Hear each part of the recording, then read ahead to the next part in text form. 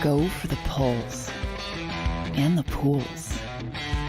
Go for the oohs and the ahs. Go for the bubbles and the bubbly. Go for the story and the stories. Go for the win. Go to Ocean Casino Resort. Book your trip at theoceanac.com.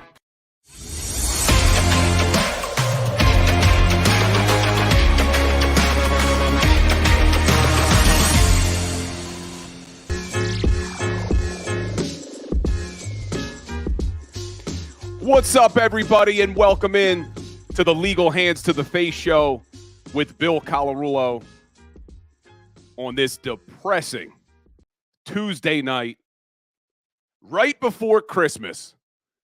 The Philadelphia Eagles decided to bring us all down right before this Christmas holiday.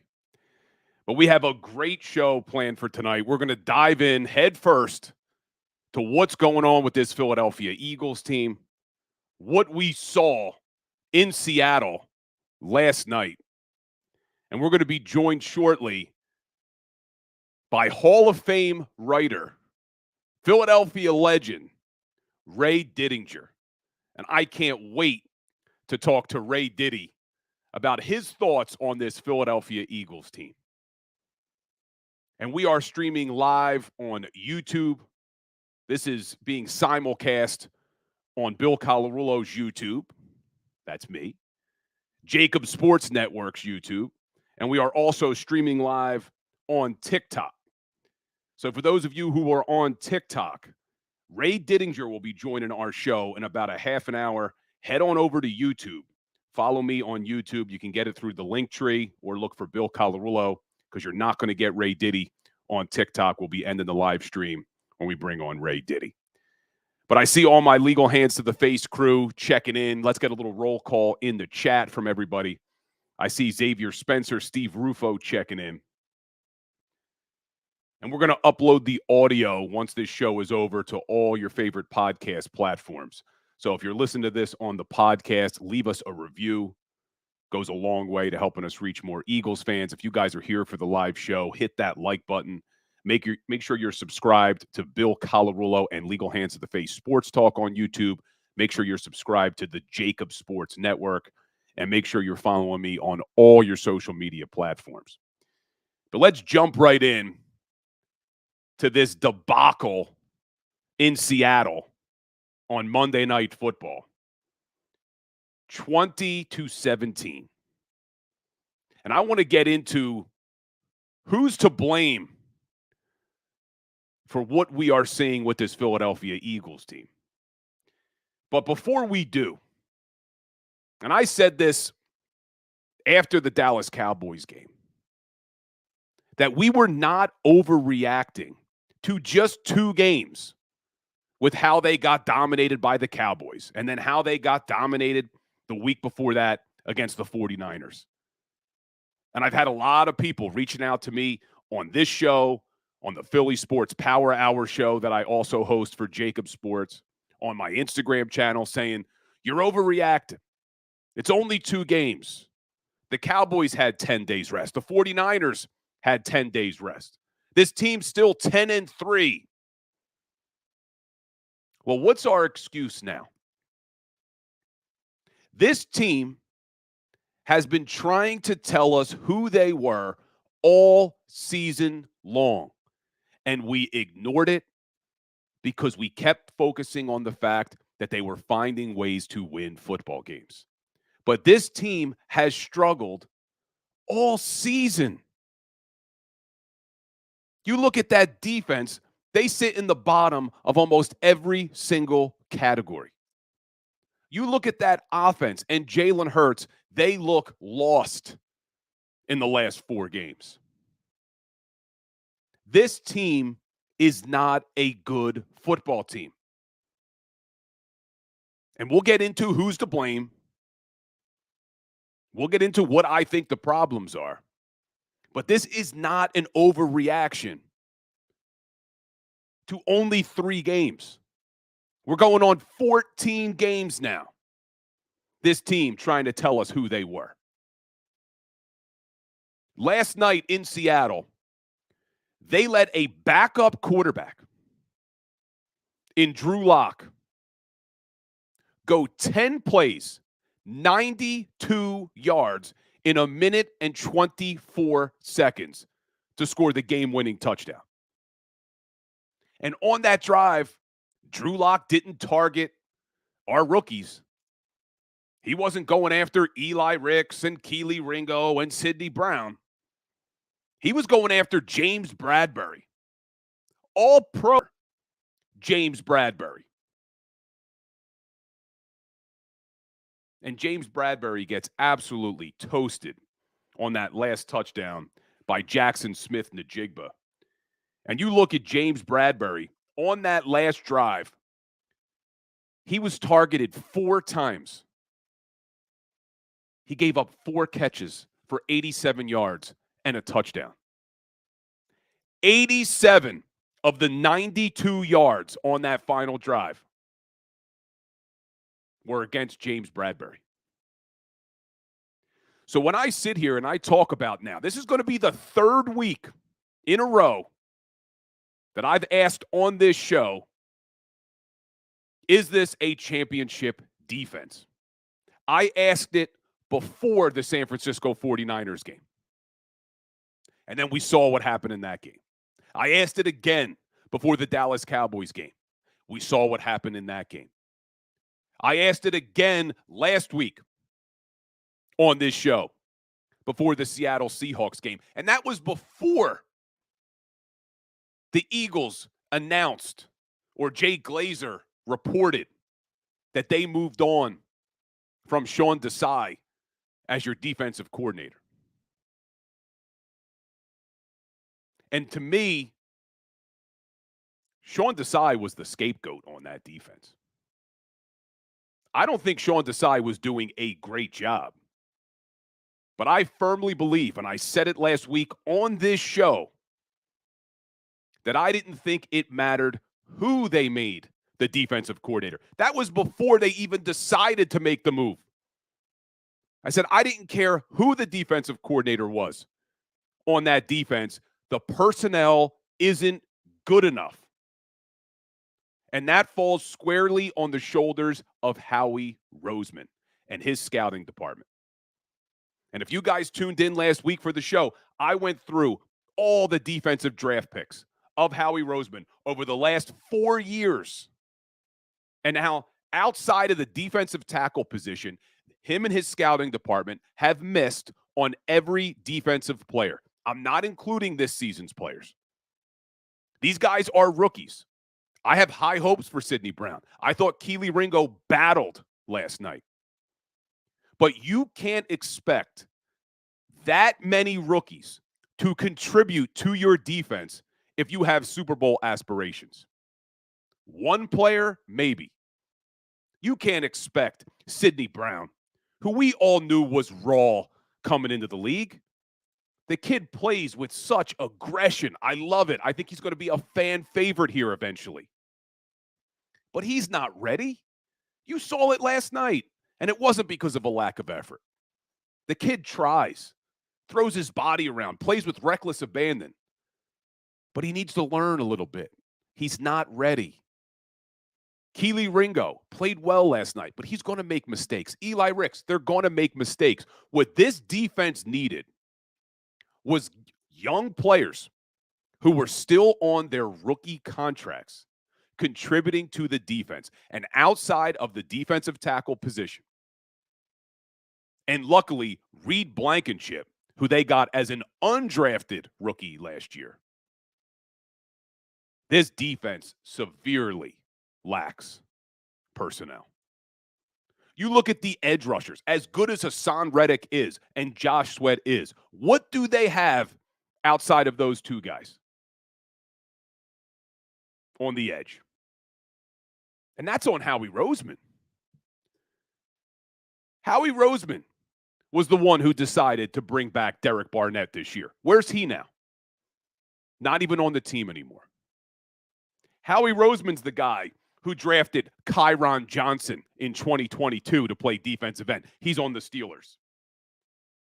Howie Roseman drafted Teron Jackson and Patrick Johnson in 2021. Teron Jackson's on the practice squad. Patrick Johnson got his first reps last night.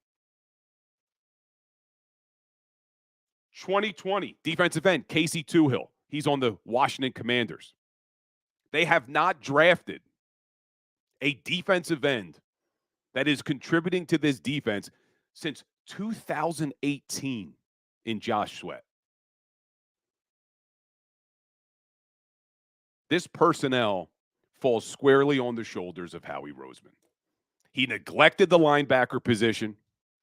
And I said on my show all week, the other show, the Philly Sports Power Hour, that one of the things that I needed to see to bring back some hope that I had for this Philadelphia Eagles team to go back to the Super Bowl was I needed to see Shaq Leonard come in here and be the guy he was when he was an all-pro in Indianapolis. And I said, I'm not expecting it to happen, but I'm hoping it happens because it's the only chance we have that this defense can maybe get a little bit better.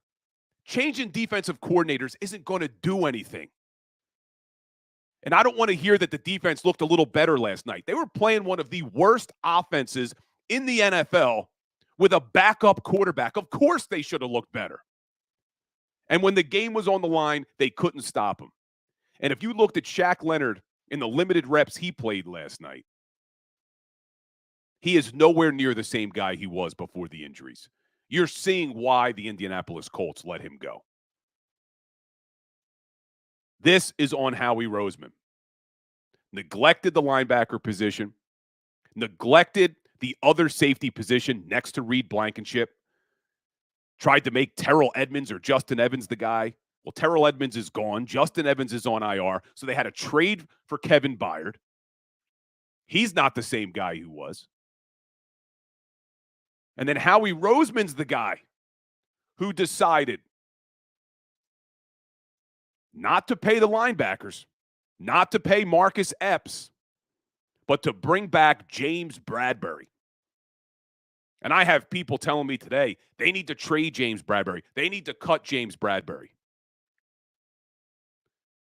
Do you know if they get rid of James Bradbury, he carries a $17 million dead cap number next year?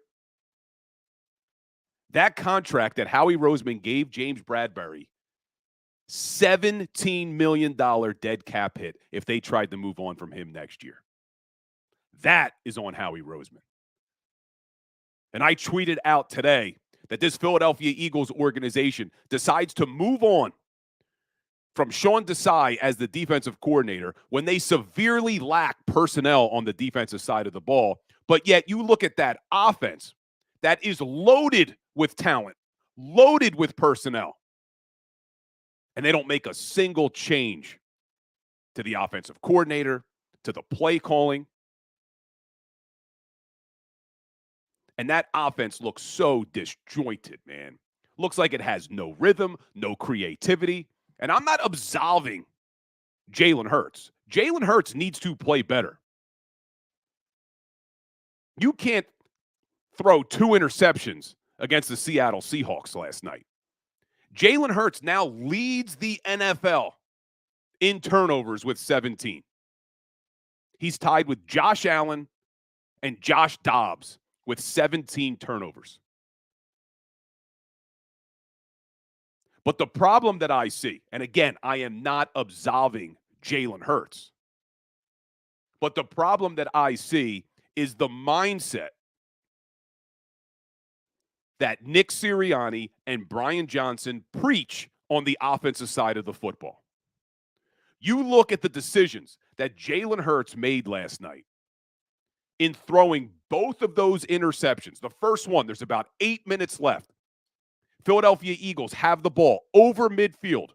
They're picking up momentum. They're driving on this Seahawks team. They're running the ball effectively. And they decide to take a deep shot to Quez Watkins. Before I even get into the mindset of the offense, let's talk about how asinine that is to throw a deep ball to Quez Watkins. This guy hasn't done a damn thing but be involved in drops, fumbles, turnovers. I can't tell you the last time Quez Watkins had a big catch. Can you? If you're here in the chat, tell me the last time Quez Watkins had a big catch. But yet they continue to roll out Quez Watkins. I've been saying it all summer that I wanted to see them upgrade that wide receiver 3 position. When Quez Watkins got hurt and Olamide Zaccheaus stepped in, you saw a guy. Is Olamide Zaccheaus an all-pro? No. Is he a Pro Bowler? No. But has he made big plays for this team when called upon? Yes. A lot more than Quez Watkins has. But yet last night, Quez Watkins plays 52% of the offensive snaps. 36 times Quez Watkins was on the field. Do you know how many times Olamide Zaccheaus was on the field? 5. And I'm sick and tired of hearing that Quez Watkins opens things up for the offense. Did he open things up for the offense last night? When you score 17 damn points against one of the worst defenses in the NFL, but we're going to keep putting Quez Watkins on the field? And I digress, because what I'm talking about is the mindset of those big plays. The Philadelphia Eagles and Jalen Hurts and that offense don't play situational football. At that point in the game, with 8 minutes left across midfield, as you're driving the ball effectively against the Seattle Seahawks, why are you taking that shot? Was it pass interference? Sure, could have been called. Quez Watkins, first of all, didn't battle for the ball, doesn't sell the PI, should be fighting for that football. At the very least, you don't let the guy intercept it. But that's a whole other story with Quez Watkins. What I'm talking about now is the mindset of this offense, the lack of awareness with situational football. And that comes from Nick Sirianni and Brian Johnson and Jalen Hurts. And let's just go back to week 4 against the Washington Commanders, a game the Philadelphia Eagles had to win in overtime. And I know you all remember why that game had to go to overtime. Because Jalen Hurts decided to throw a deep ball to A.J. Brown for a touchdown.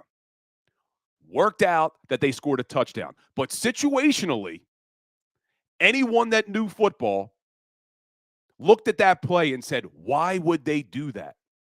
They've now given the Washington Commanders the ball back and an opportunity to tie the game. And that's exactly what happened. And if Riverboat Ron was truly Riverboat Ron, they would have gone for 2 and won that game. But after the game, when Nick Sirianni was asked about it, he said he's never going to fault his guys for taking a shot deep, because that is their philosophy. They are all about the big play.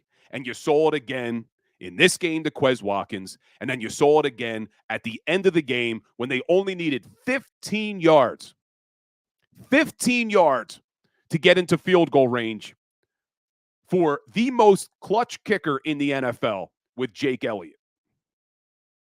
But instead, they take a deep shot to A.J. Brown. And A.J. Brown confirmed on Twitter today, which is a whole other problem we're dealing with now, with this culture and this team finding the need to battle with fans and analysts on Twitter. You got Kenny Gainwell texting guys from the locker room earlier in the season. You got Darius Slay retweeting Seth Joyner, retweeting Dan Sileo on the JAKIB Sports Network. Now you got A.J. Brown retweeting somebody about that play, saying that that was the designed play call, that ball was supposed to go deep to A.J. Brown, which means that's coming from Brian Johnson, because that's their philosophy. And how did that work out for us yesterday? And if you go back and watch that play, you got Kenny Gainwell open, you got Devontae Smith open.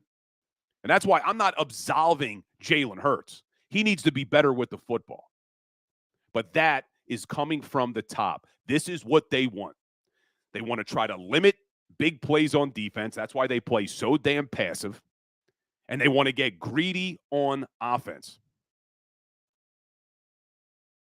Bad situational football. And this team has been trying to tell us who they were for 14 games. This is not an overreaction. And I have some of you fans messaging me saying, well, we don't want to hear you back on the bandwagon when they start winning in the playoffs. Guys, I'm rooting for the team. I'm not wishing for them to lose games. But you can't just be like a parent that doesn't understand that their kid's not good at Little League. Okay? How many parents sit in the crowd and everyone else can see that their son or daughter sucks at the sport they're playing? You can't sit there with green-colored glasses and just pretend that this team is better than they are. They're not a good football team. And last night was the tipping point of that against the Seattle Seahawks. Against a bad offense, against a bad defense, with a backup quarterback. And this team has been trying to tell us all year. Just go back to week 1. Week 1 against the New England Patriots, who we now know are one of the worst teams in the NFL. The Philadelphia Eagles let Mac Jones throw for over 300 yards in that game. Jalen Hurts only threw for 154. And we all left that game and said, well, they won. It's only week 1. They'll get it together. Then you had the Washington game a couple weeks later. Then you had the Jets game in week 6. 4 turnovers, 3 interceptions by Jalen Hurts. Then you have week 8. They let Sam Howell throw for almost 400 yards. Then they tried to blow the Dallas Cowboys game at the end. Then they tried to let the Kansas City Chiefs. If the Kansas City Chiefs had wide receivers who could catch the ball, they lose that game. Then they let the Buffalo Bills go for over 500 yards. Then they get crushed by the Niners, crushed by the Cowboys. And now they come out and they do that against the Seattle Seahawks. This is who this team is. And I see people in the chat talking about Frank Reich and should they bring in Frank Reich. I think it's too late in the season at this point to bring in a new coach to try to fix this offense. But Nick Sirianni has to do something. And the problem now that you're starting to see is that one of the things that Nick Sirianni has always been touted for, and I've always talked about Nick Sirianni in a positive light when referring to the culture that he has brought to this Eagles team and organization. With Nick Sirianni and Jalen Hurts and this veteran leadership group that this team has, as how good this culture is. Well, now you're starting to see cracks in the foundation of that culture. Last week, on this JAKIB Sports channel, on our post-game show, Derek Gunn reported that a player in the locker room told Derek Gunn the offense is becoming predictable. So now you have leaks coming out of the locker room. Then you have Jalen Hurts in his press conference after last night's game talking about how the team needs to be more committed. I don't think we are committed enough. When he was asked to elaborate, he talked about how you need to practice better because what you do in practice is going to present itself on the field. And I'm paraphrasing his quote. What is going on with this team and its culture? These are the cracks in the foundation that Nick Sirianni, this is what he's known for. He doesn't call plays. He doesn't run the defense. He runs the team. And what we continuously hear about Nick Sirianni is the culture he's built, how much he relates to his players. Well, this thing is close, real close to going off the rails. When you got Darius Slay retweeting analysts, you have A.J. Brown retweeting fans on Twitter, X, whatever you want to call it. You got Jalen Hurts saying players aren't committed after the game. You have Christian McCaffrey on Monday Night Football with the Mannings calling out the Eagles' plays before they even run them. You want to talk about predictable. Nick Sirianni has to show us this week what he can do as a head coach, because this could go off the rails really quick. Now, luckily for the Philadelphia Eagles, they have 3 teams coming up that they should beat, but I'm hesitant to say this team should beat anyone after the performance we saw last night. But when we come back, guys, I want to talk to Ray Didinger to get his opinion on what is going on with this Eagles team, what is going on with Jalen Hurts, what's going on with that defense. The report on Sunday morning from Jay Glazer that they changed defensive play callers. All this stuff that's going on with this team, we're not used to seeing this type of stuff under Nick Sirianni and Jalen Hurts. So stay tuned, guys. Hit that like button, hit that share button for me. Make sure you're subscribed. And when we get back, we're going to be joined by Hall of Fame writer Ray Didinger. So stay tuned. Go to get your game on. Go for the beers. Go for the cheers. Go for the hit and the hits. Go for the stakes and the stakes. Go to get your parlay on. Go to get your party on. Go for the scene. Go for the screens. Go for the gallery. Go for the win. Go to Ocean. Visit theoceanac.com to plan your visit. At Pond Lehocky, we've recovered billions of dollars for our clients, and we're confident we can do the same for you. With over 250 years of combined courtroom experience, we've helped over 100,000 injured clients obtain some of the largest settlements in Pennsylvania. One conversation is all it takes to help you and your family get back on track. If you've been injured in an accident, give Pond Lehocky a call.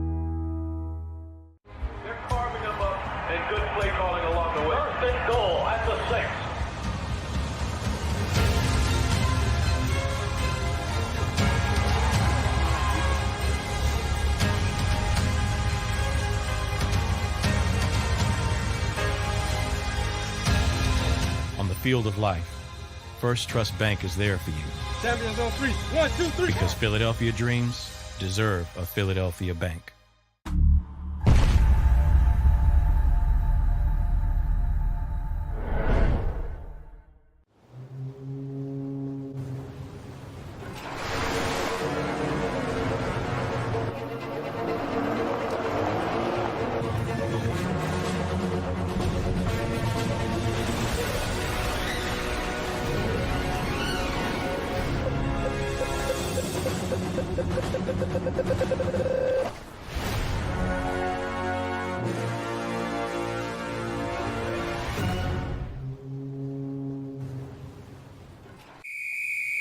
Underdog Fantasy has a way for you to play alongside your favorite football team all season long with their Fantasy Pick'em game. You pick between 2 to 5 players, select whether they'll go higher or lower on one of their stats, then do what you usually do on a Sunday, watch the games.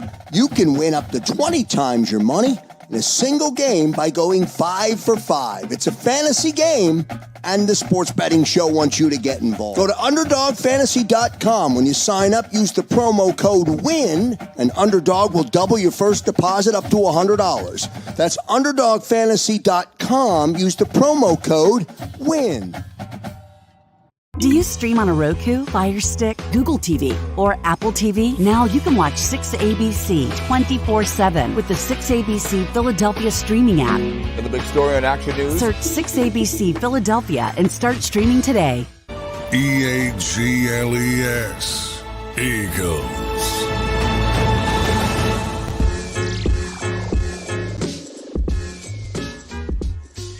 What's up, everybody, and welcome back in to the Legal Hands to the Face show with Bill Colarulo on this depressing Tuesday. in December, only a few days from Christmas, and reality is setting in that this Philadelphia Eagles team is not the team we were all hoping that they would be. And there is a lot to unpack, not only with that Seattle Seahawks game, but everything that's going on with this organization. So I want to bring in Pro Football Hall of Fame writer, Philadelphia legend, the one and only Ray Didinger. What's up, Ray? Hello, Bill. How are you? I've been better, Ray. I've been better. It's crazy. The last time you were on the show was following the Philadelphia Eagles win over the Dallas Cowboys. And at the time, I believe they were 9-1. And we were talking about, man, we're a spoiled fan base. We're complaining about this team, even though they're 9-1.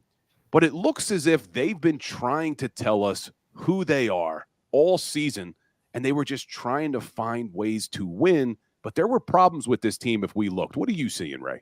Oh, yeah, I think you're right. One of the things I've said all along, even when they were 9-1, 10-1, and yeah, there wasn't really a game in there where you would have said that they put together 4 really good quarters, where they just dominated a team for 4 quarters. What you heard, the one theme that ran throughout all of those games was, if you heard it once, you heard it 20 times. It was, well, it wasn't pretty, but we found a way to win. And week after week after week. But there were still things that you saw that you just said, they're just not clicking. They're just not, they're finding ways to win. That's good. But there's just something missing here. A lot of it was on defense. They were giving up way too many third downs. They were giving up way too many big plays in the passing game. We knew that. But they had some personnel issues in the secondary that kind of made it, you kind of understood it. To me, the head scratcher throughout the whole thing was, what's wrong with the offense? You have the same guys that you had from last year when this offense was dynamic. The only real major change on the offensive side in terms of personnel was DeAndre Swift coming in to replace Miles Sanders, which really is kind of an upgrade. So, you had some issues on defense, but when you look at the people you had playing, you kind of got it.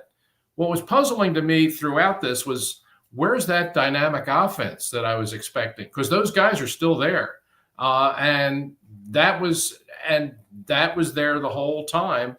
And we've seen now in these last 3 weeks, the defense had gotten shredded in a couple of those games, but the offense isn't scoring either, and they're making way too many mistakes. So, we could talk for an hour here, Bill, about everything that's happened. But, the one thing that I think we all agree upon is that this team right now is in a scary place. They clinched a playoff spot yesterday, so they're going to go to the postseason.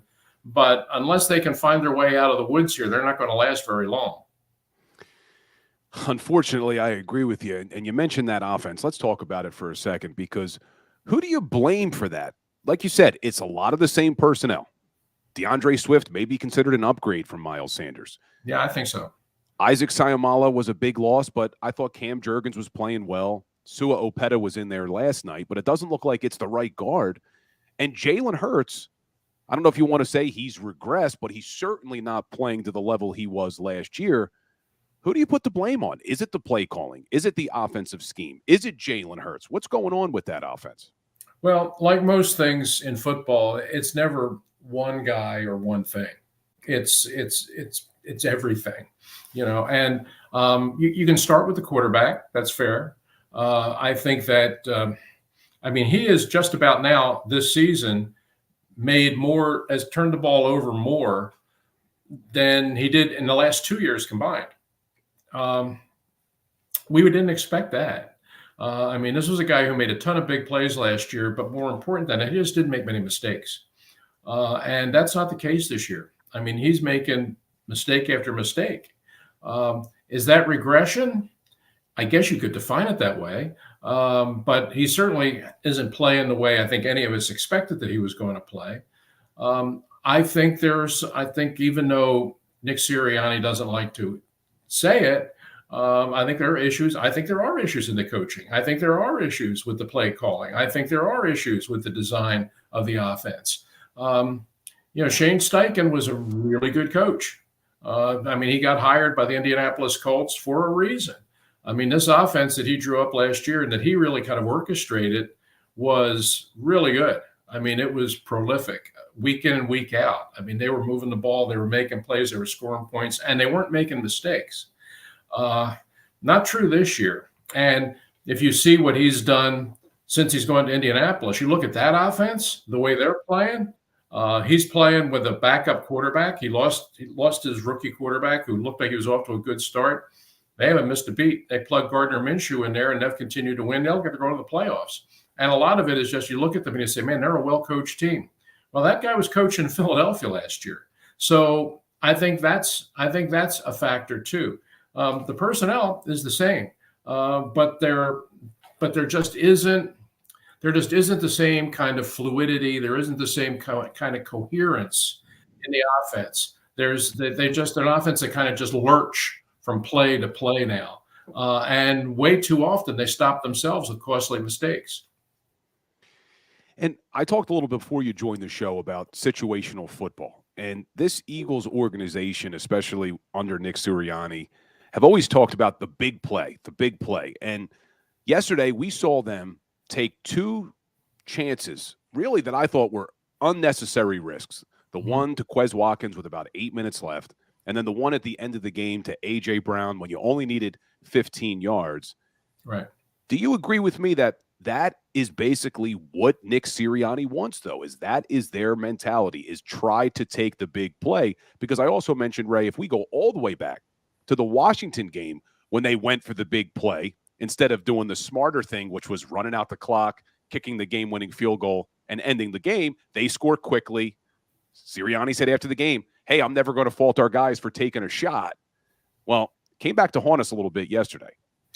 Yeah, we talked about that Washington game and that decision there. Just wasn't smart. It just wasn't smart. You saw a real smart play in the game last night, even though the Eagles wound up losing it, when DeAndre Swift is running the ball on that last series and goes down inbounds to keep the clock running. That's when you talk about smart football, situational football, that's the kind of play you're talking about.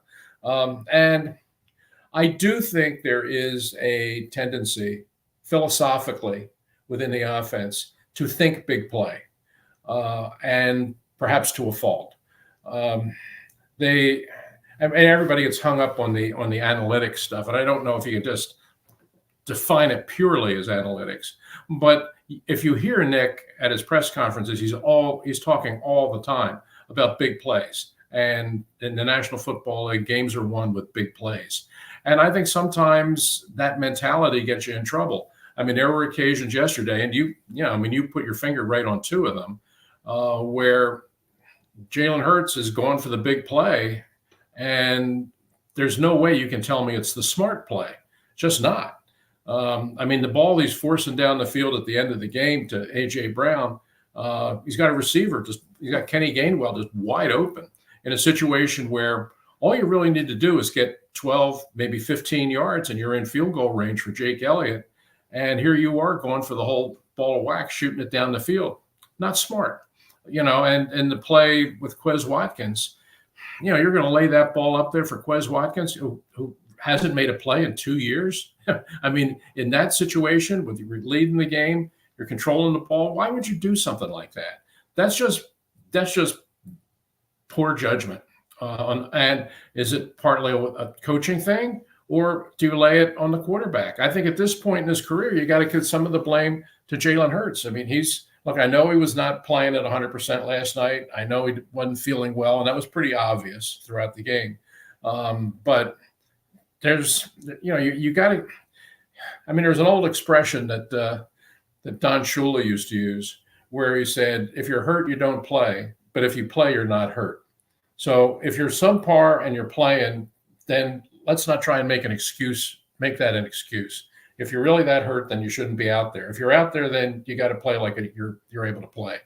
And last night, Hurts did not play well, and he made a couple of big mistakes that were large contributing factors to the Eagles losing a game that they absolutely should have won. I agree with you 100%, man. And it's been frustrating all year. And a lot of people are starting to say, I get it in the chat every day on my other show. I'm getting it here now. Ray, do you think Frank Reich would help this year? And, my mentality on it is I think it's a little bit late in the season to be bringing in Frank Reich. I don't know if he's going to be able to come in and make significant changes or if he's even capable of making significant changes. But what's Ray Didinger's opinion on that? Would you make a move by bringing in Frank Reich at this point? I would have done it when Frank got let go. I would have done it right then. I mean, now, yeah, it's late. But, I mean, you could have done it when he got let go, which was a month ago. I mean, at that point, you got half the season, and there's really a lot of time. And you were having issues with your offense even then. And, I mean, I don't know how you would have defined it, what kind of a title you would have given him, offensive assistant, whatever. But that doesn't matter. We know what kind of a relationship Nick Sirianni and Frank Reich have going way back. And there were things this offense was sputtering in troubling ways throughout the first half of the year. And I'm always a believer that there's nothing wrong with a fresh set of eyes. Somebody else can come in and just very, very quickly, in just watching film for a couple of days, come up with, I don't know, in that situation, look at this formation here. I think if we just change this formation or we put this guy in motion, we can do something here. Might be something that, I mean, I've got 20 coaches here, but another guy with the experience of a Frank Reich could come in from the outside with a different view of things and not rewrite the playbook, but bring a couple of new ideas that all of a sudden would be kind of like, bing, wow, I hadn't thought of that. I think it was worth doing, especially, look, if he was a total stranger, was a guy that had no relationship with any of these coaches or familiarity with the organization, and nobody really knew how he fit or whatnot, then maybe, okay, probably that's a stretch.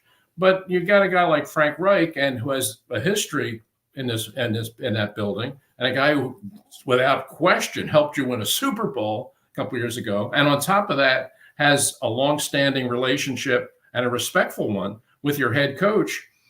I actually thought when Frank got let go, I thought, well, the first thing I thought was by the end of the week he's going to be here. I'm surprised that it didn't happen. And could he have helped? I think he could have. Yeah, it certainly wouldn't have hurt. And when we talk about Frank Reich, and I see people in the chat talking about what he did with Nick Foles, and you mentioned it in 2017, it reminds me of the RPO, because one of the things that Nick Foles did so well down the stretch for that Super Bowl year was running the RPO. And the last two seasons, not including this year, the Eagles and Jalen Hurts ran the RPO very well. And before this game, I actually went back because I wanted to see what's going on with the RPO. And before this game, they are running it significantly less. But what I wanted to look at was, well, why? And you look at last year, the RPO averaged 7.8 yards per play. In 2021, it averaged 7.65 yards per play. In 2023, before this last game, it was only averaging 4.85 yards per play, almost half. So I know they're calling it less, but when they are calling it, it has not been effective this year. What do you think is going on? Have defenses adjusted to it? Yes. Yes. And put in simple terms, yes. And that's what happens. Remember when the Wildcat was going to take over the NFL? Yeah. Miami dominated New England that one game. Yeah, I mean, here's oh my God, this is the offense of the future, the Wildcat. Nobody can stop it. Well, where is it now? You can seize an advantage. You can seize a tactical advantage with something new and something that's kind of cutting edge. But this is the NFL. And you have the best coaches in the world coaching this game on both sides of the ball. And if one side gets the upper hand with something new, the other side is going to figure out a way to stop it. And that's what you have here. And it's particularly so when you have a team like the Eagles that has the kind of success that they had with it last year. I mean, that was a big part of them getting to the Super Bowl last year, because Hurts ran it so well. You knew that in this offseason, with a whole offseason to study it, that all the teams that were going to be on the Eagles schedule were going to spend a lot of time in coaching meetings and through OTAs and stuff like that, working specifically on, okay, how are we going to play this? And how are we going to play Jalen Hurts in these situations? And you knew when you came out this year that a lot of those big play opportunities and a lot of those easy first downs you were picking up weren't going to be so easy this year. And that's been true across the board. I mean, and I think some of it has to do with the fact that Hurts, I think, has been playing hurt a good portion of the year. I mean, not hurt so badly that he can't play, but hurt to the point where he's not able to do some of the things he did last year. And it's been true from the very beginning of the year. And if he's not the same dynamic force on the offense, then the entire offense is going to suffer. And we've seen that. And, you know, he made a lot of progress. He made a lot of progress last year, I thought, as a guy that making plays from the pocket. I mean, I thought he made tremendous growth last year in terms of his ability to play from the pocket and make big throws down the field. I mean, he had developed into one of the best. He and Mahomes, actually, if you looked at the metrics, had the best deep ball completion percentage of the two quarterbacks in the NFL last year. They did, and that hasn't been true this year. He's still throwing the ball. He's still throwing the ball down the field, perhaps too much, but without the same effectiveness. And I think the whole offense, because teams have a better idea of what he can do and what this offense wants to do, it's making it a lot harder for them to make the same kind of plays they made last year. And before we jump to the defense, because there's going to be a whole lot to talk about with that defense. So if you're Nick Sirianni, you're an offensive coach, things are spiraling quickly on that offensive side of the football. What are you doing? Are you making a change to the offensive play caller? Are you trying to change some things up these next 3 games before the playoffs come around? What do you do? Well, one of the things that I've always been a big proponent of, and people criticize me for it. That's okay. I'm used to hearing it. I'm a proponent of running the football. I just am.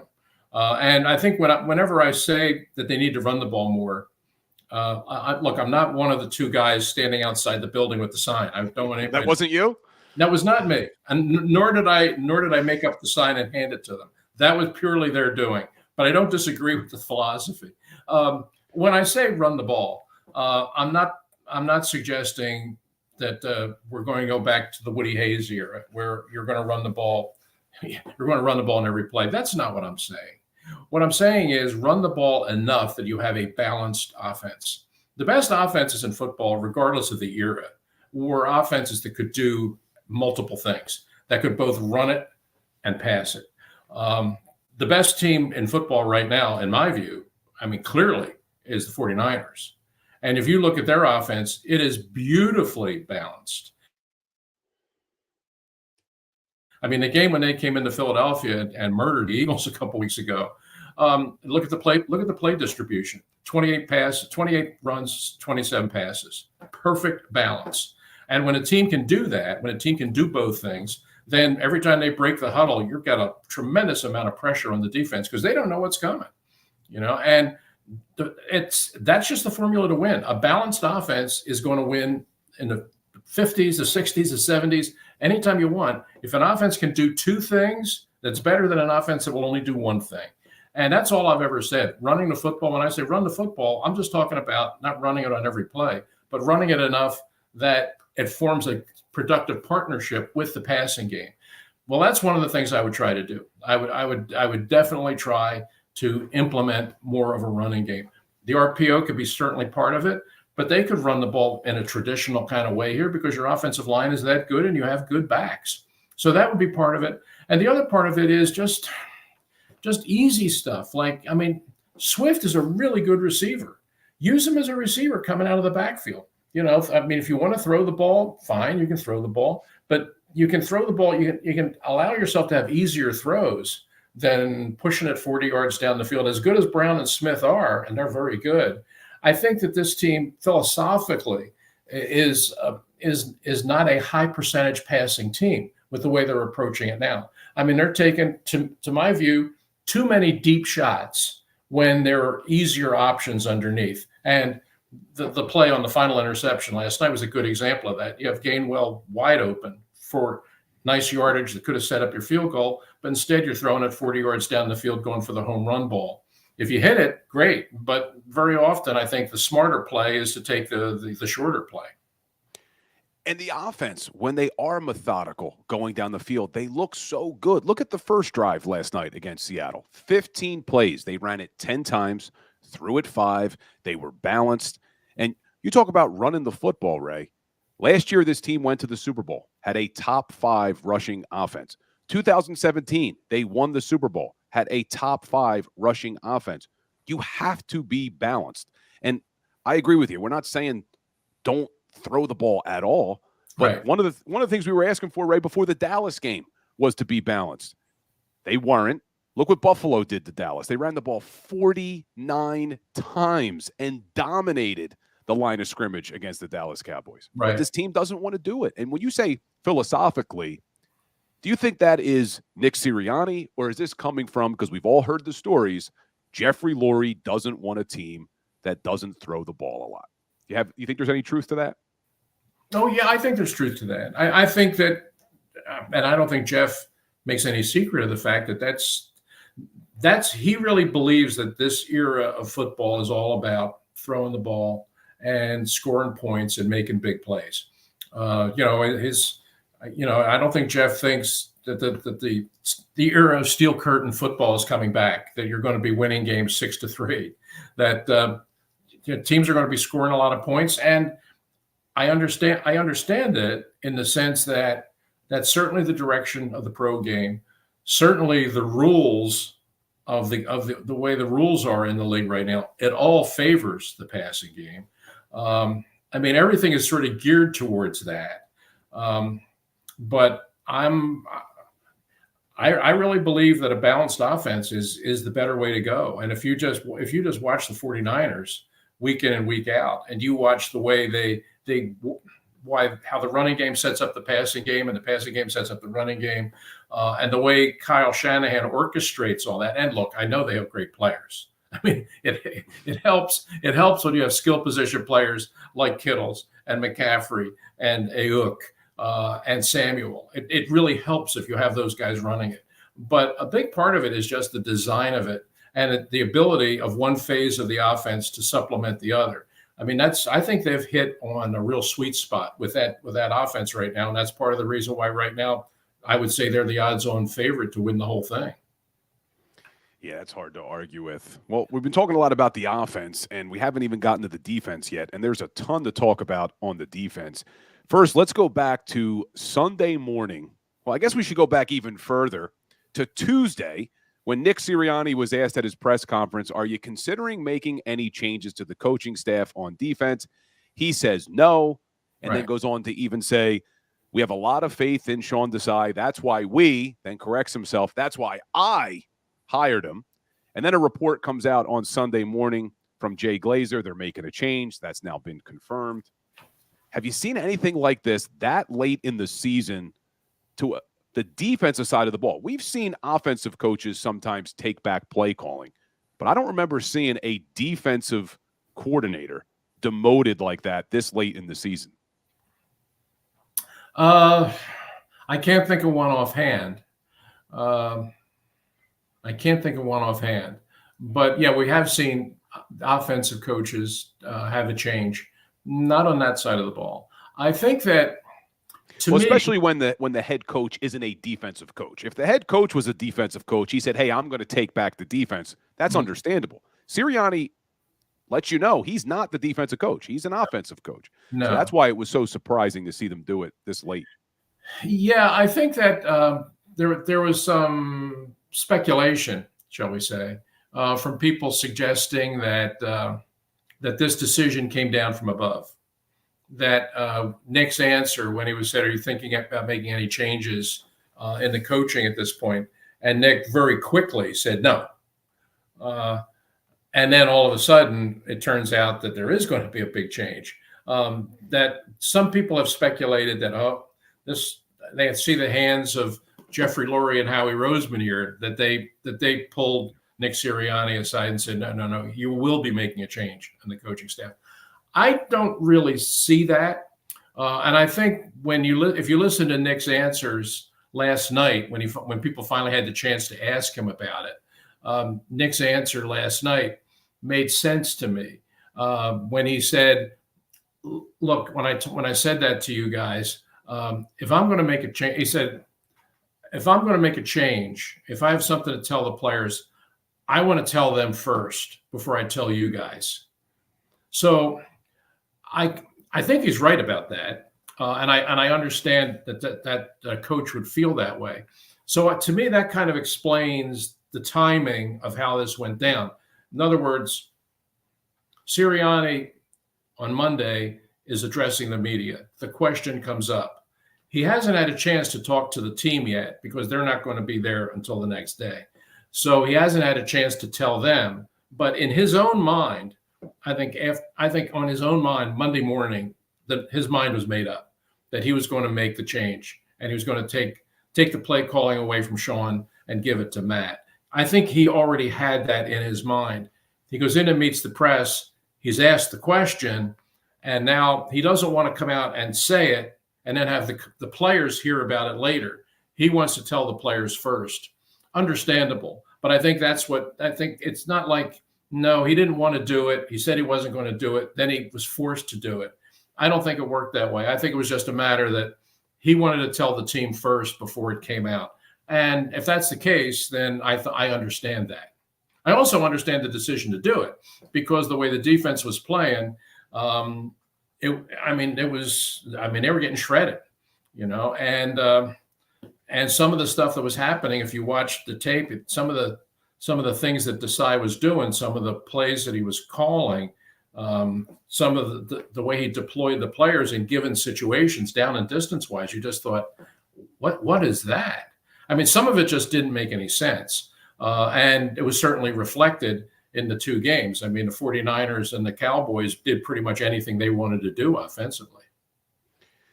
I don't think Sean Desai was doing a great job. And when they made the move and the news got reported on Sunday, a lot of us thought, including me, hey, well, it can't get much worse. Right. But when I look at that defense, even though I don't think Desai was doing a great job, I really think a majority of the blame for the state that defense is in has to fall on Howie Roseman, because I think there is a severe lack of good personnel, and some of the decisions he's made, one of them bringing back James Bradbury and giving him the contract they gave him. Bradbury looks like a completely different player this year. Do you think there's enough personnel on that side of the ball for this team to be competitive down the stretch and into the playoffs? No, they're short on players at linebacker and in the secondary. I think that's fair to say. They have good players on the defensive line, and you would expect that given the pedigree of those guys and what you're paying them. That's what you built the defense around, was the defensive line. Not a bad idea, but you need something behind that. The linebackers certainly aren't the answer. And in the secondary, I mean, they were hoping to get another good year out of Bradbury and Slay. But I think what you've seen is a significant drop off in both of them. I years ago, a football coach, an old Eagles coach, said to me that in the NFL, defensive backs age in dog years. That once a guy gets to the other side of 70, even though you think calendar says he's only 1 year older, maybe in terms of his playing speed, he's 7 years older. It happens like that. Guys can lose it that fast. And you've certainly seen it with Bradbury. Slay, not as dramatically, but, how many teams out there right now in the NFL are playing with 2 30-year-old cornerbacks? Not many. And when you talk about all the spread formations you see in today's league and all the speed that you see in receivers, to be playing with right now 3 of your starters in the secondary are all in their 30s. I don't think there's any secondary in the league that's older than this. And a lot of weeks they play like it. And that kind of gets back to what I was saying earlier in the show, Bill, was, I kind of understand a little bit of the problems that are with the defense, because I look at the personnel and I say, their personnel, they got issues with personnel.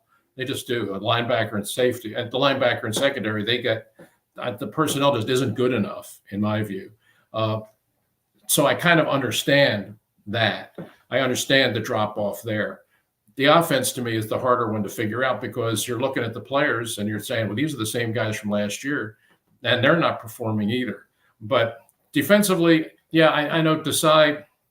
People say he's been sort of made the fall guy here and given the blame, and there's some truth to that. I mean, he's playing with not a great hand a lot of weeks, but there are a lot of things that he did just in terms of tactics out there and down play calling and assignments, assignment football that just was failing. And I think that Sirianni felt that they needed to make a change, and I can't say that he was wrong about that. And I think a lot of Philadelphia Eagles fans were hoping that with the change that Matt Patricia was going to blitz more. Fans love blitz, blitz, blitz. Well, watching the game last night, didn't feel like they blitzed a lot. And the Pro Football Focus numbers just came out, and man, they didn't blitz a lot at all. They only blitzed 2 times last night, 5.7% of the pass plays. Now, that is significantly lower. Sean Desai, I think, was blitzing about 20% of the time, which is pretty average in the NFL in today's world. But to only blitz a backup quarterback, Drew Lock, 5% of the time, two blitzes on only 2 dropbacks, it's a little light, don't you think? Yeah, I think so. I mean, I'm not quite in the Wink Martindale school where you send a house on every play. I think you have to be judicious about it and be smart about it.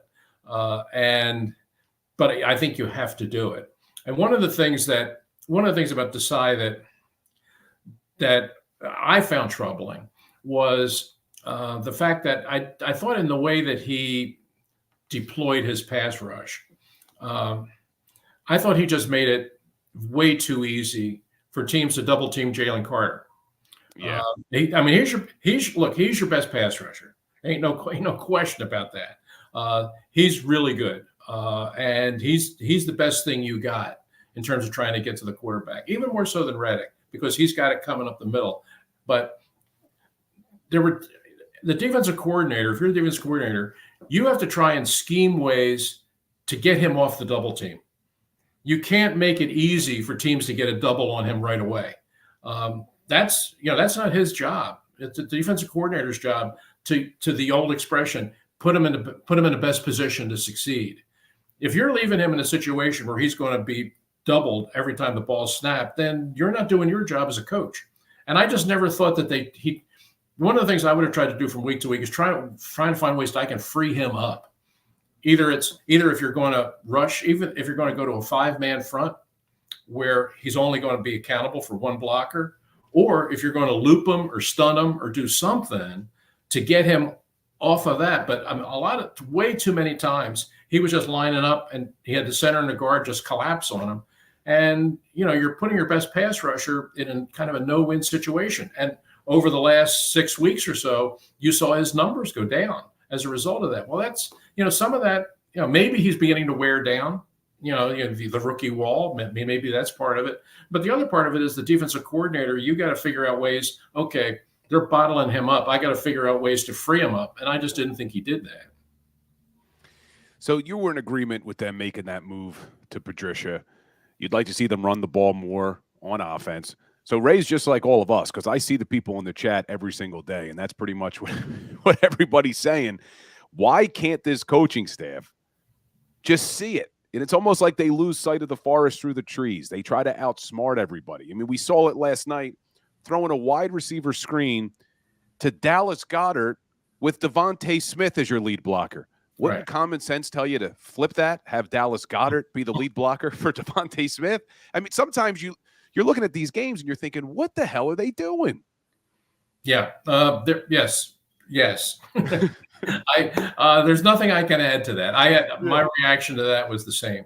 I mean, I am not a huge fan of the bubble screen. I think it was, it was something that came into the league a few years ago. Everybody put it in their playbook. I don't see it as being all that successful anymore. I think defensive kind of see it coming, and it doesn't produce a whole lot. And to me, it looks like defenses are jumping it so much that I think there's a risk you're going to turn it over. It used to be an absolutely safe throw that you always had that room out there, so it was a pass you were going to complete all the time. Listen, there were a couple of times they went to it last night and the defender almost got his hand on it. So I mean, if they just want to kind of put that one in the back of the playbook and forget about it for the rest of the year, I'm not going to complain about it. It also surprises me that not only do they run the bubble screen so ineffectively, is how ineffective they are at any type of screen. You have one of the most athletic offensive lines in the NFL. We all remember the Andy Reid days. They were such a good screen team. This team can't run a screen to save their lives. The offensive line, last night I was watching the game, Landon Dickerson, you got to sell it a little bit. You can't just let the guy go right by you. They're smart enough, these defensive linemen, to know you're running a screenplay when they haven't beaten you that cleanly all game and you just let them get right past you. You got to sell it a little bit. And that's where I think it comes down to coaching. You had that play. You go back to the Dallas game, again, offensive pass interference on A.J. Brown. How many times have we seen that when they try to run the natural rub, the natural pick play? A lot of that has to go down to the coaches not coaching these guys correctly. You agree with that? Yeah, I do. They seem to get called for offensive interference out of their bunch formation way more than other teams. I mean, everybody has that bunch formation thing where they, where the ball snapped and one guy sort of rubs a defender to give his guy a release. And it gets called once in a while, but with the Eagles, it gets called way too much because their guys just don't execute it particularly well. It's a great concept, and everybody uses it, but you have to run it the right way. And the Eagles don't seem to be able to figure that part out. And yeah, I know what you're saying about the screenplay. I mean, it's, Williams is a smart defensive tackle. He's been playing a long time, and he sees things and he feels things. And that was a play where he felt right away, okay, this is going to be a screen. The way the blocker's reacting, the way the movement here is this. The quarterback's not holding the ball; they're setting up the screen, and he ran right into it and stopped it for no gain. It's good play by him. That's a good veteran play by a good veteran lineman. But it's screening the ball successfully.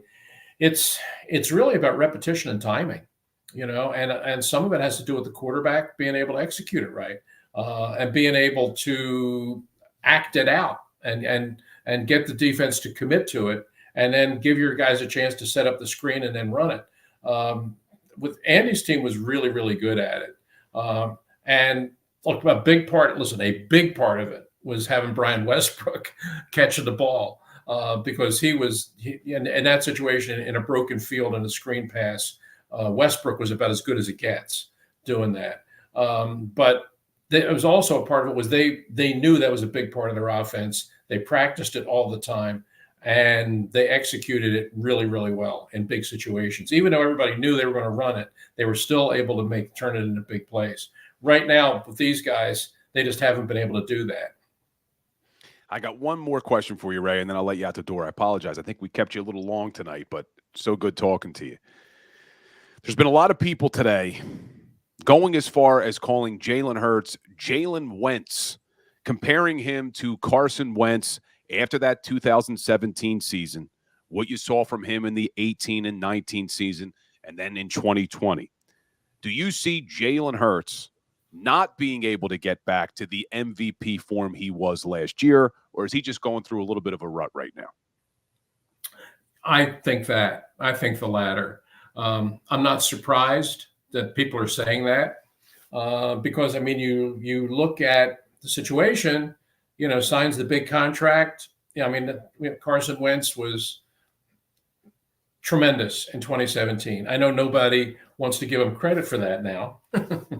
But if you look back on that year, and there's no question, up to the point where he tears out his knee in Los Angeles, he was the best player in football that year. He was, I mean, he was far and away the MVP in my mind.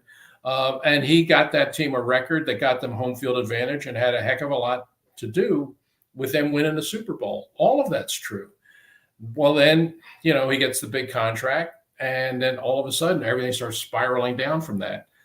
Now you got Jalen Hurts, kind of the same thing.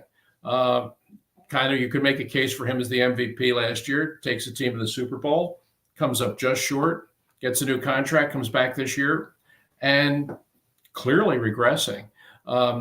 Do I see the parallel there?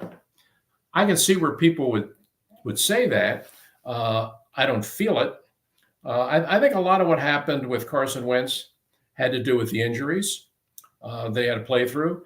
And a lot of it just had to do with his own mental approach and his own loss of confidence.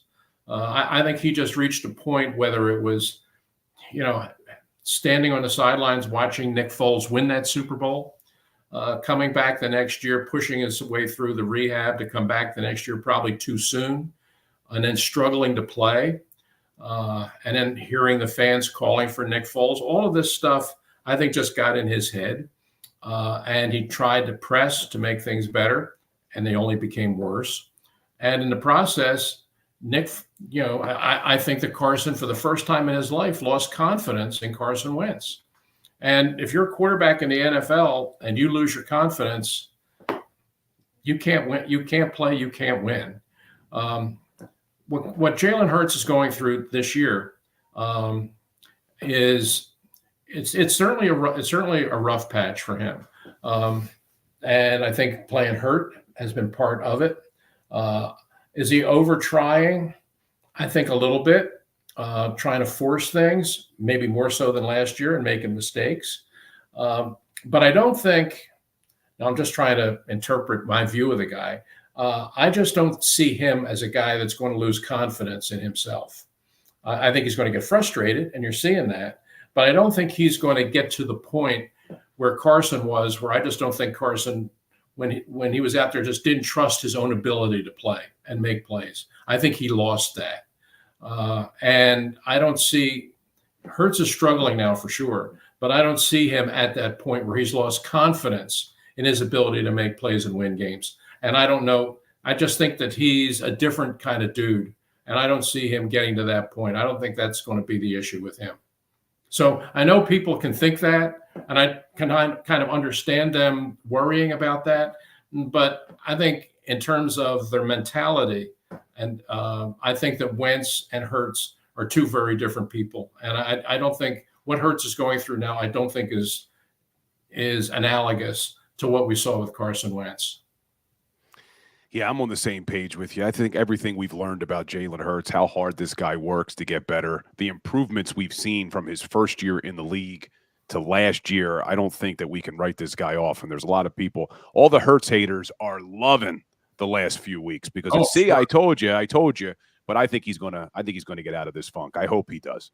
Well, Ray, I really appreciate you making the time, man. It's always great to have you on. I wish we were talking about some Eagles wins, but it's been a rough few games. It has, but they're going to go to the postseason. I think that they got some very winnable games coming up now.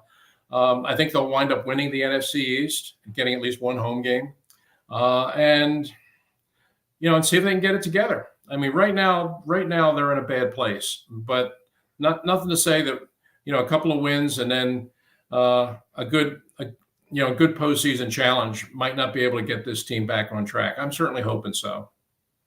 10.5-point favorites against New York. That line surprised me a little bit, but maybe it shouldn't. New York's not a good football team. No. So we will see. Well, Ray, you have a great holiday, man. Really appreciate it. Hopefully we'll be able to get you back on maybe in the playoffs, maybe a nice long playoff run. How about that? That'd be nice, wouldn't it? I'll sign up for that right now, Bill. All right, Ray. Happy holidays, man. Happy holidays to you and your family too. Take care. Appreciate you. Ray Didinger, always great when Ray joins the Legal Hands to the Face show. Just full of knowledge, has been covering this team for a long time. Pro Football Hall of Fame writer. Pretty great stuff, guys. So go ahead, hit that like button for me if you like Ray Didinger. Make sure you're subscribed to my YouTube channel. Make sure you're subscribed to the JAKIB Sports YouTube channel.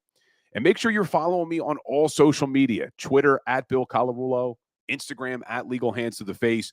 I post daily content, multiple pieces of content every single day on all the social media platforms, all Philadelphia Eagles related. So if you guys are Eagles fans, which I know all of you are, make sure you're following me.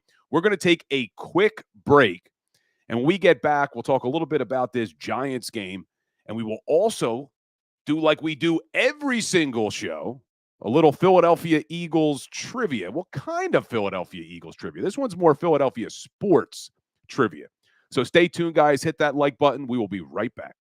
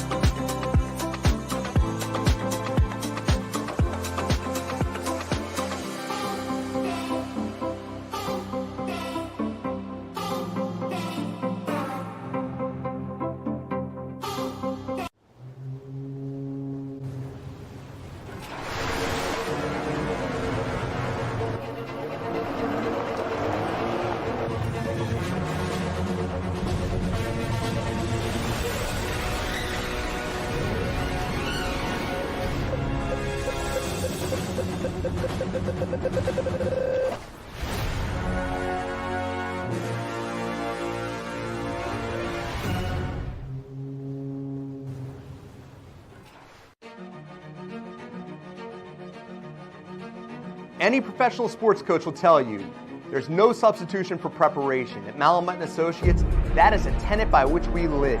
We prepare from day one for victory. Anything less is not acceptable. Go passionately. Go fearlessly. Go confidently. Go Birds!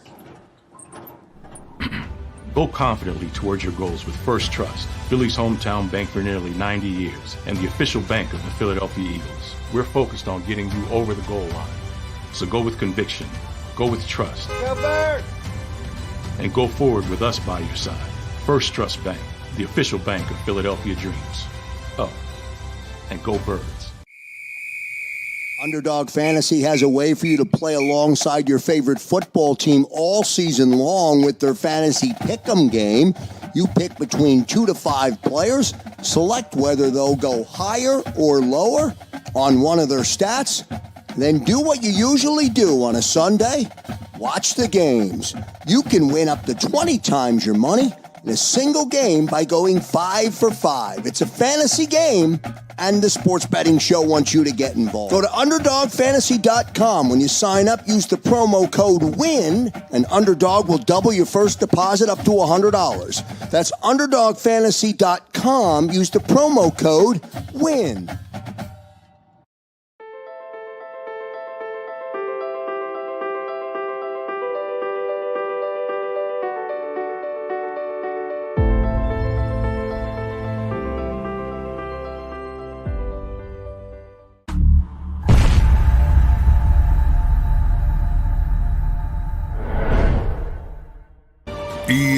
EAGLES, Eagles.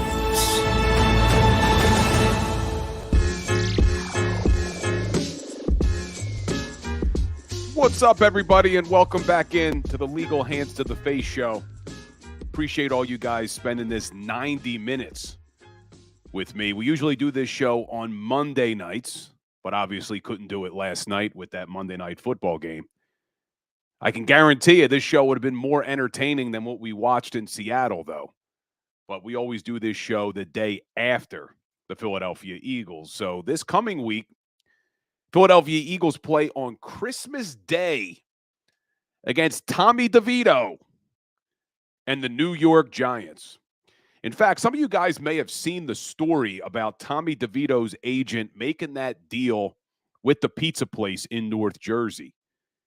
But they didn't have anything in writing. There was no contract. So then after Tommy DeVito got a little bit more publicity, the agent went back to the pizza place and tried to double the price. Well, my college quarterback, one of my best buddies from college, was my quarterback in college, was kind of involved in that. So he owns a card shop up in North Jersey. They actually stepped in, and as we speak, Tommy DeVito is at the card shop signing autographs. And it was not cheap. Tommy DeVito making the best of his, what I think is going to be 15 minutes of fame. But let's hope that the Tommy DeVito fame comes to a halting stop on Christmas Day against the Philadelphia Eagles. And they're a scrappy team, the Giants. They've won some games with DeVito at their quarterback, but make no mistake, this offense stinks. The New York Giants stink. Now, it's hard to say that this Philadelphia Eagles team should dominate any game after what we just saw them do against the Seattle Seahawks and Drew Lock. But if I'm going to give them any benefit of the doubt, we know Seattle's a tough place to play. But this is a game at Lincoln Financial Field. I said to Ray, the Eagles were 10.5-point favorites. I'm looking at DraftKings right now. They are 11.5-point favorites on Christmas Day against Tommy DeVito and the New York Giants.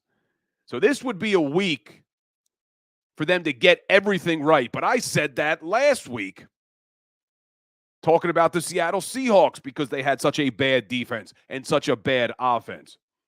But you look at this Giants team, and they are literally in the bottom of almost every single offensive category, almost every single defensive category.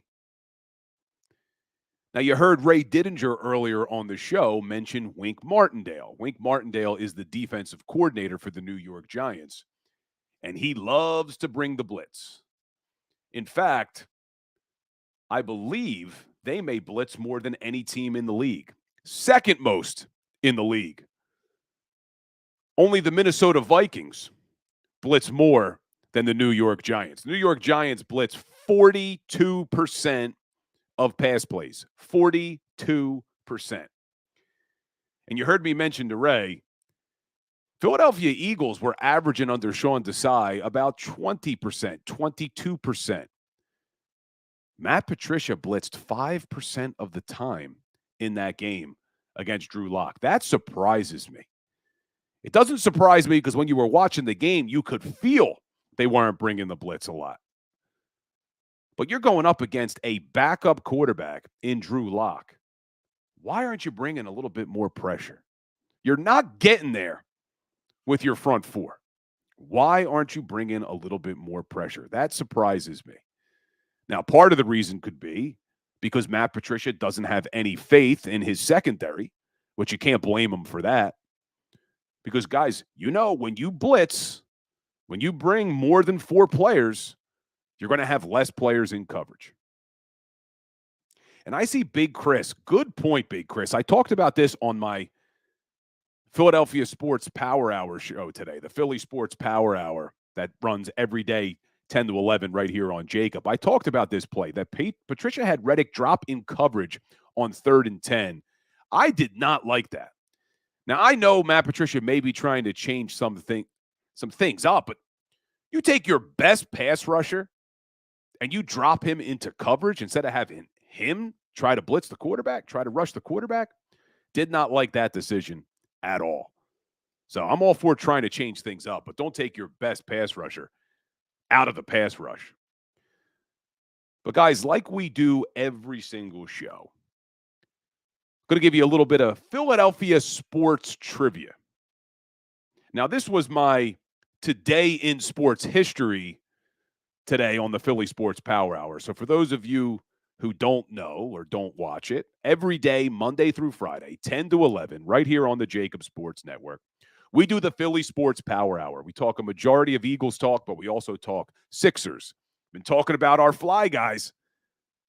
Now's the time to turn back to your Flyers, man. This team's got a good team. We talk some Flyers. We talk some Phillies, all Philly sports. We had Mark Farzetta on the show today. I'll have Kayla Santiago tomorrow. Dave Spadaro, Eagles Insider, will be joining the show on Thursday. So make sure you guys check that out as well. But every day I end with a Today in Sports History. And it just so happened that today in sports history is also a Philly sports question, Philly sports trivia. So if you were on the Philly Sports Power Hour, don't comment in the chat. But today, December 19th, 1926, a Philadelphia sports team won its first and only championship. Do you know what Philadelphia sports team on December 19th, 1926, won its first and only championship? Give you guys a few minutes in the chat. And if you were on the Philly Sports Power Hour, don't cheat and don't be Googling. I know Steve Rufo in the chat loves to Google and cheat on these questions. No Googling. But make sure, guys, while we're waiting, look at that. We don't even have to wait for the answer. John D. comes right out of the gate with the answer. Frankfurt Yellow Jackets. Who remembers the Frankfurt Yellow Jackets? Probably nobody here in the chat. But what you do remember are those hideous blue and yellow jerseys that the Eagles wore a few years back with Donovan McNabb and Kevin Curtis and Brian Westbrook. I actually have one of those jerseys because I was working for the Philadelphia Eagles at the time. And as a Christmas present, they gave us those jerseys with the number 75 on it because it was the 75th anniversary of the team. And it has my name on the back, Colarulo. And it is one of the ugliest jerseys that they've ever worn. One of the ugliest throwback jerseys that they've worn. But yes, December 19th, 1926, the Frankfurt Yellow Jackets won their first and only championship. They had 14 wins that year. And back then, they didn't have a championship game. They just awarded the championship to the team with the most wins and the best record. Now, interestingly, that 14 wins was the most wins that any NFL team had for 58 years until the 1984 San Francisco 49ers, that'll make our Niners fans happy, went 15-1 in 1984. So, Frankfurt Yellow Jackets, look them up, look up their history. 1931 was their last year in operation. But, guys, I appreciate all of you being here in the chat. I can't say that enough. Love that you spend this 90 minutes with me every night after the games. And be sure to check out the Philly Sports Power Hour. We do a great hour show every day. Like I told you, we have some great guests. So make sure you're subscribed to JAKIB. And again, just a reminder, guys, if you're listening to the audio and you made it through this whole 90-minute podcast on the audio, leave me a review. Leave me a review on your podcast platform. If you're here on YouTube and you wouldn't mind heading over to the podcast platforms, subscribe to the podcast, leave me a review. It really helps us reach some more Eagles fans. And make sure you're following me on all social media platforms. Engage, comment, send me DMs. Let me know things you want to talk about. I always am putting up polls on Instagram for you guys to vote on. So really do appreciate it. In fact, we have another minute here. I put up a poll today on Instagram, give you guys the results. So I asked, this Eagles team is 3 options: not a good team, just going through a tough stretch, or I don't know. And the votes came in. 43% say this Eagles team is not a good team. 29% said they're just going through a rough stretch. And 28% said, I don't know. Not a good sign, guys. Not a good sign. But this was my best one. Should there be a change to the offensive play calling? Are you ready for this one? 99% of you guys said yes. 99% said yes, they should make a change to the play caller. Interesting stuff, guys. Be sure to follow. Make sure you're hitting that like button on the way out. Appreciate all of you. It's going to be a tough time to say it, but I say it every single show when we end it. Go Birds. Go for the pulls and the pools. Go for the oohs and the Oz. Go for the bubbles and the bubbly. Go for the story and the stories. Go for the win. Go to Ocean Casino Resort. Book your trip at theoceanac.com.